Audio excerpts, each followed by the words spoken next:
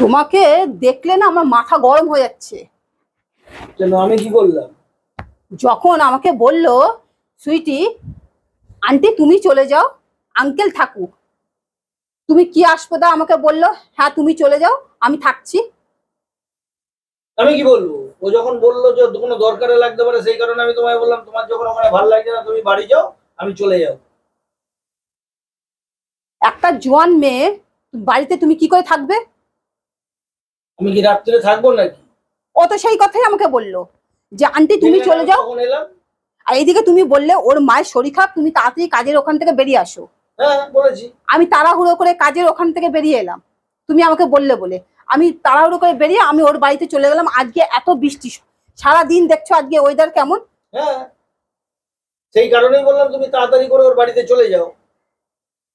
সেখানে আমাকে কি বলছে মেয়েটা, সুইটি আমাকে বলছে আন্টি তুমি চলে যাও, আঙ্কেল থেকে যা। আমি রাত্রি তখন 11:30 বাজে, আমি তখন বসে বসে আমি কি করে তোমাকে ছাড়া আমি একা আসবো?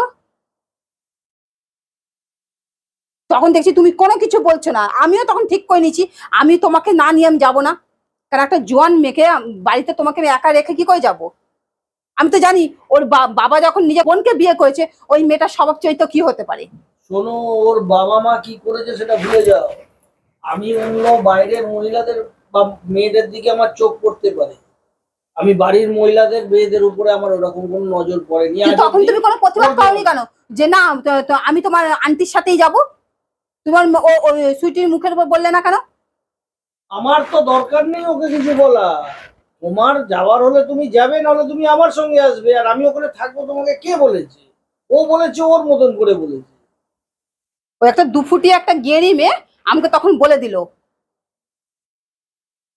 আসপদ্দা আমাকে। দেখো, আমি আবারও বলছি, সেটা ওর মতন করে ও বলেছে, কিন্তু তুমি আসতে পারবে না পারবে, তুমি আমার সঙ্গে আসবে, সেটা তো তোমার ব্যাপার। তার জন্য ওকে তোমার তো এত কথা বলার দরকার নেই, সেটা তো আমি বুঝবো। আর তুমি যেসব কথা বলছো, শোনো, তোমাকে আমি আবারও বলি, তোমার যদি এত অশান্তি এত ঝামেলা থাকে, তুমি ভাই আমাকে ডিভোর্স দিয়ে চলে যাও, ঝামেলা হাঁটাও। না না তুমি আমাকে কথায় কথায় আমাকে বলো কেন গো ডিভোর্স দেবো ডিভোর্স? আমি তোমাকে আজকে কেন বলছি? আমার এত ভালো লাগে না এত ঝামেলা।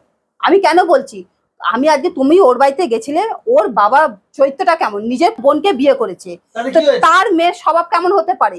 আমি সেই জন্যই তো তোমাকে বলেছি আমি ওই বাড়িতে তোমাকে একা রেখে আসবো না। শোনো, ওর বাবা করেছে তো, তাহলে আমার বাপের কি আছে? আমার কি হয়েছে? একটা চাল টিপলে না বোঝা যায় ভাত কেমন হবে।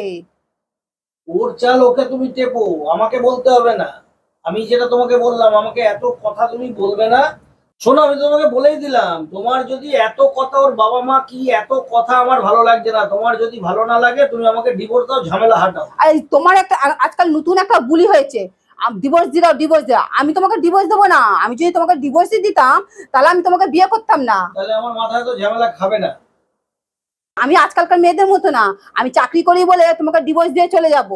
আমার ঠাকুমা বলে দিয়েছে আসল জীবন হয় বিয়ের পরে। ওই আয়লা আমফান ফণি সব আসবে বিয়ের পরে, এই সব ঝড় কিন্তু সামলাতে হবে, কথাটা বুঝলে? আর এই যে কথায় কথায় যে তুমি বলো না আমাকে বিয়ে ডিভোর্স দিয়ে দাও ডিভোর্স দিয়ে দাও, ডিভোর্স দেবো না। তুমি যদি আরেকবার যদি আমাকে ডিভোর্স কথাটা যদি তুমি মুখেও যদি আনো না, ওই ফুলসজ্জার রাত্রে তুমি আমার সাথে যা যা করেছো তোমাকে সব সুদে আসলে আমাকে রিটার্ন দিতে হবে। তুমি যদি রিটার্ন দিতে যদি পারো তাহলে তুমি কোর্টে গিয়ে অ্যাপিল করো, তখন দেখবো তোমাকে কোনটা court, supreme court high court তার থেকেও যদি বড় কোনো কোর্ট হয় সেই কোর্টে গিয়ে তুমি অ্যাপিল করো। যদি সেই কোর্ট যদি বলে হ্যাঁ আপনি আপনার বউকে ফুলসজ্জার রাতে যা যা করেছেন আপনি সবগুলো সুদে আসলে দিয়ে দিন, তাহলে আপনি ডিভোর্স দিতে পারেন। তো ডিভোর্স আমি সেই দিন তোমাকে ডিভোর্সের খাতায় সই করে দেবো। তাহলে শোনো, তুমি যখন বিয়ের পর থেকে আজ অব্দি আমার যা যা খেয়েছো সব বার করে দাও। না খেয়েছো, আমি তো ওই যে আমি তো বলি না আমি তোমাকে ডিভোর্স দেবো, তুমি তো মুখে বলো আমাকে ডিভোর্স দেবে। আমি কি একবার তোমাকে বলেছি ডিভোর্স দেবো? পাওনার হিসাব করছো, তাহলে ওই খাবারগুলো আগে বার করে দাও।